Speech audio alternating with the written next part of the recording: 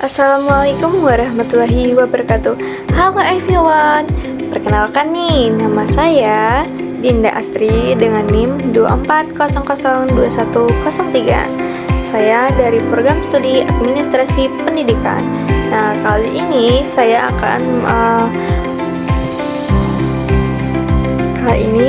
akan mereview tentang regulasi kode etik dalam administrasi pendidikan. Nah, kode etik ini biasanya ada di atau yang dikenal dengan Kode Etik Guru Indonesia atau PGRI. Nah, apa sih itu? Nah, mari kita bahas satu persatu. Cekidot.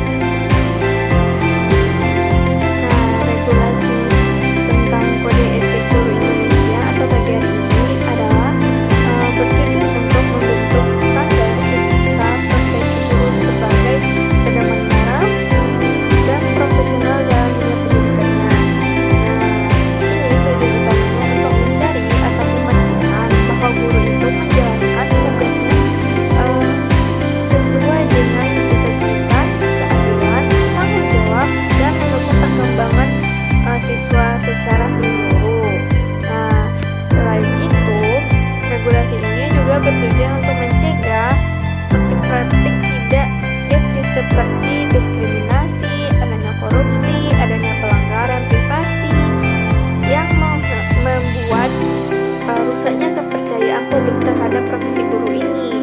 Nah, ketentuan dalam kode etik PGRI yang mengatur tentang administrasi pembelajaran dan integritas profesi, aturan ini juga mengharuskan guru melaksanakan tugas administratif secara tepat, on time, bebas dari penyimpangan. Nah, juga meliputi tentang pengaturan kurikulum, penyusunan lapor, pelaporan kegiatan, pelaporan kegiatan belajar mengajar, serta pengolahan data itu sendiri. Nah, ketentuan khususnya yang mencakup penolakan terhadap korupsi atau nepotisme, kewajiban menjaga keberhasilan informasi, apalagi itu informasi pribadi siswa kan, seperti kesehatannya, keluarganya, atau pencapaian pendidikan oleh siswa itu sendiri, kecuali dalam kondisi yang besar. Nah, dampak dari perilaku ini juga akan melibatkan guru dalam peningkatan kedisiplinan itu sendiri, dapat keterbukaan atau pengorganisasian yang memperkuat peningkatan pembelajaran, arus profesional, dan serta itu tuh lebih mengembangkan tentang profesional guru. Nah, menurut Sari 2021 yang menekankan bahwa integritas dalam administrasi serta Sudrajat 2019 juga menyoroti kerahasiaan data sebagai bentuk tanggung jawab etis yang ketentuannya itu juga menjamin bahwa administrasi bukan hanya bersifat teknis melainkan juga menghindari bahaya seperti biasanya pelanggaran privasi yang bisa masuk merusak integritas dan sistem pendidikan. Nah, kode etik PGRI juga menjelaskan kewajiban etis seseorang guru sebagai komitmen untuk menjalankan profesi dengan prinsip-prinsip seperti objektivitas, integritas, keadilannya, tanggung jawabnya,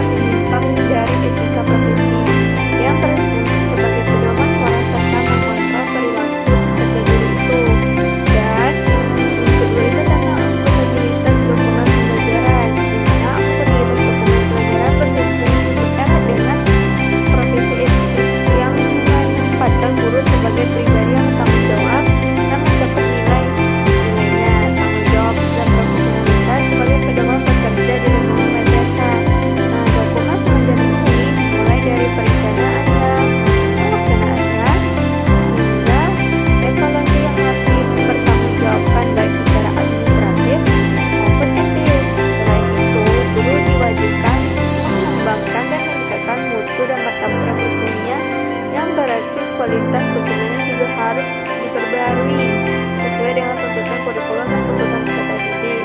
Ketiga itu transparansi informasi kepada siswa dan orang tuanya.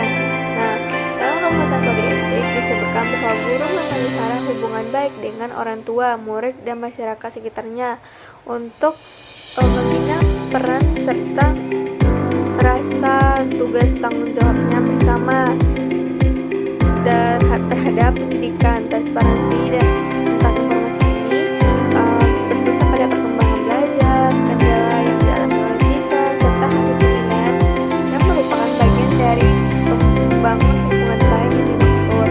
Nah, regulasi dan etika profesi selaras dalam menuntut guru yang memberikan informasi yang jelas, jujur, dan tidak menyesatkan kepada orang tua dan peserta didik.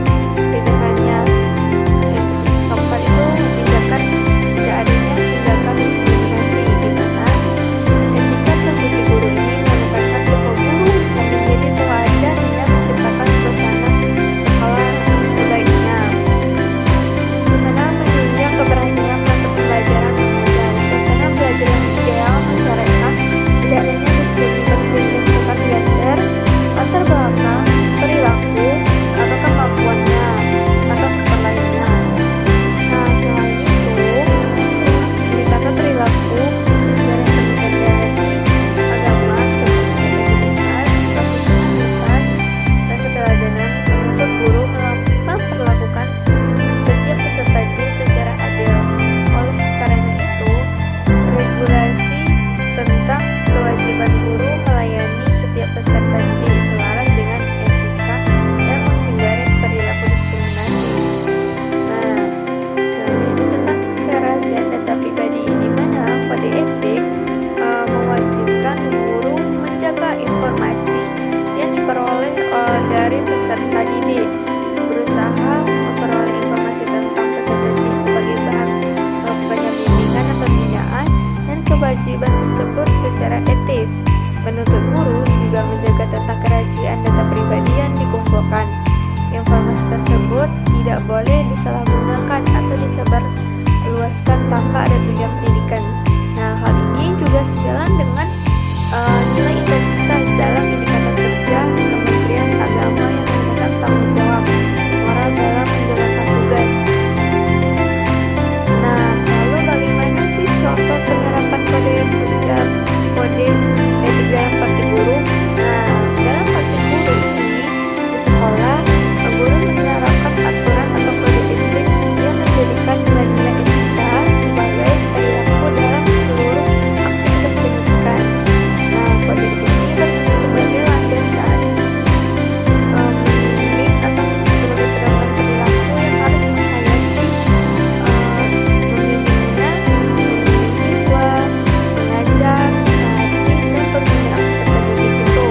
Nah, penerapan tersebut pada ketika guru berusaha menciptakan suasana belajar yang kondusif dan menunjukkan kejujuran profesional. Nah, sebagaimana indikator perilaku kerja yang ditetapkan, misalnya dalam Peraturan Pemerintah Nomor 12 Tahun 2011 yang menekankan bahwa nilai ketakwaan, integritas, dan profesionalitas serta tanggung jawab dan keteladanan.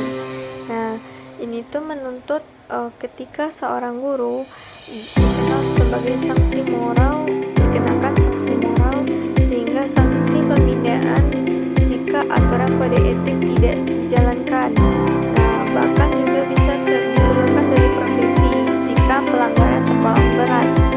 Nah, pelanggaran kode etik dapat menurunkan martabat guru, merusak kepercayaan masyarakat, serta menghambat mutu pembelajaran. Selain itu, perilaku kerja menjadi tidak terkendali sehingga tujuannya pendidikan sulit dicapai. Nah, adapun tantangan dalam penyesuaian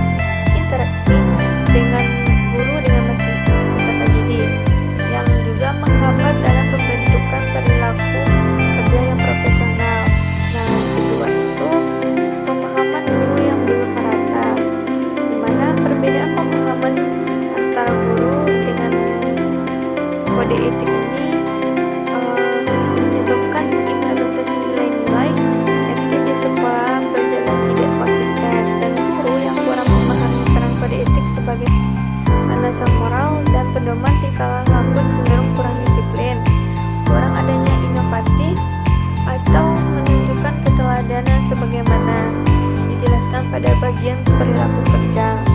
Selain itu, latar belakang pendidikan, pengalaman, keterampilan individu juga merupakan bagian dari tingkat pemahaman tersebut.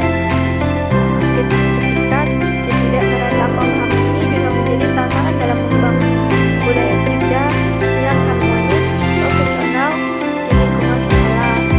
Dan itu adanya penggunaan aplikasi digital dan risiko pelanggaran privasi, di mana penerapan aplikasi digital dalam proses administrasi, pembelajaran atau maupun evaluasi membawa manfaat yang lumayan cukup banyak, tetapi juga membutuhkan risiko, di mana risikonya kebocoran data pribadi, kejahatan etik guru dalam mendokumentasi informasi atau penggunaan platform yang tidak sesuai dengan standar keamanannya.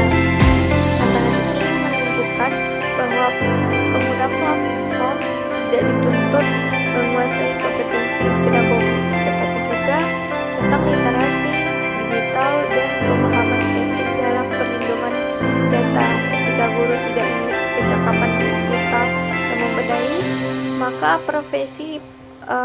maka potensi pelanggaran privasi ataupun penyalahgunaan menjadi lebih besar. Secara langsung berhubungan dengan kode etik mengenai tanggung jawab, integritas, dan profesionalitas guru. Nah, lalu bagaimana sih solusi dari tantangan tersebut? Yang pertama itu perbaikan dan tata administrasinya, di mana sekolah itu perlu meningkatkan ketertiban dan aktivitas administrasi yang mendukung profesionalisasi guru, di mana memastikan tugas-tugas pedagogis ini atau non pedagogis ini juga berjalan lebih teratur dan akuntabel. Kedua itu penguatan budaya etika, di mana pelaksanaan kode etik harus diperkuat melalui pembinaan keberlanjutan, supervisi, dan penciptaan lingkungan kerja yang mendorong integritas, keteladanan, dan perilaku kerja yang positif. Yang ketiga itu menggunakan teknologi yang aman. Guru diharapkan memanfaatkan teknologi secara tepat dan sesuai dengan pengajarannya. Dan juga itu juga mengikuti pedomannya, sehingga tidak adanya kebocoran data atau hal-hal yang tidak diinginkan. Nah, kedua tentang penyampaian regulasi kode etik guru. Kode etik guru ini sangat penting. Kenapa sangat penting? Karena kode etik ini juga bertujuan untuk membentuk standar etika profesi guru sebagai pedoman moral dan profesional dalam dunia pendidikan Indonesia, dengan tujuan utama memastikan bahwa guru itu menjalankan tugasnya sesuai dengan nilai-nilai integritas, keadilan, dan tanggung jawab, sehingga menciptakan pendidikan yang adil, transparan, dan mendukung perkembangan siswa secara menyeluruh. Dengan regulasi ini bertujuan tentang pencegahan praktik-praktik yang tidak sesuai dengan